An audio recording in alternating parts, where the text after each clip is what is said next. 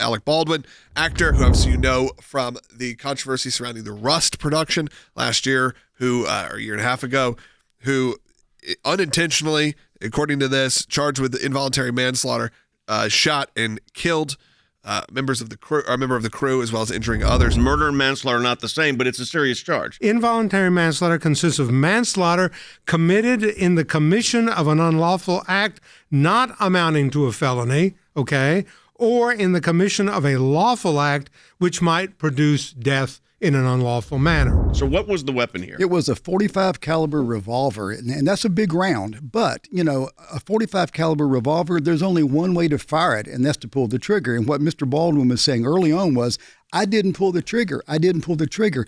This weapon cannot fire. It's not like a semi-automatic weapon that's easier to accidentally fire. This is a revolver. You have to cock it and pull the trigger, or just pull the trigger. And the FBI said that, in fact, that did happen. They examined it, and they said this weapon is not faulty. Andy had a different case, but not that. It made national news a number of years, probably been, 7-8 years ago, I guess. Yes, probably now, yeah.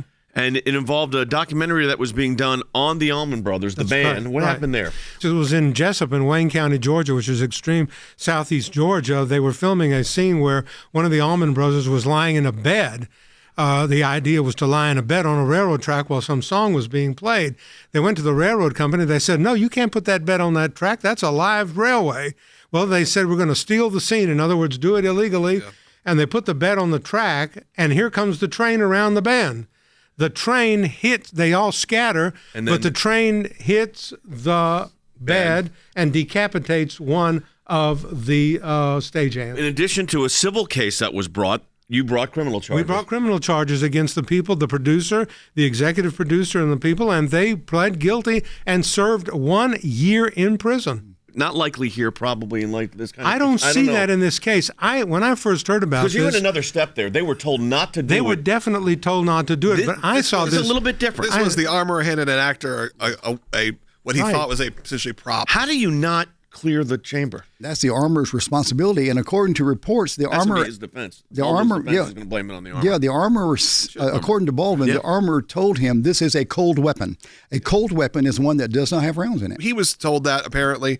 I don't really doubt that. No. I think that this was an inexperienced crew in a fairly low-budget movie. Time is of the essence. This is what happens. You have very, very strict timelines on getting your shots, especially if you're shooting something like a Western. You have very limited sunlight. There are a lot of things that happen that lead to mistakes being made. Mistakes happen on every movie. As Andy brought up, stealing shots is not unheard of. We've all done it. It's whether you're doing it illegally in the sense of that. Whether there's a difference between not getting a permit and taking a camera down to Times Square. There's a difference between taking someone and handing them a loaded weapon. This is also important to point out, Andy, here, and you said it earlier, but I think it's worth repeating. This is not a murder case.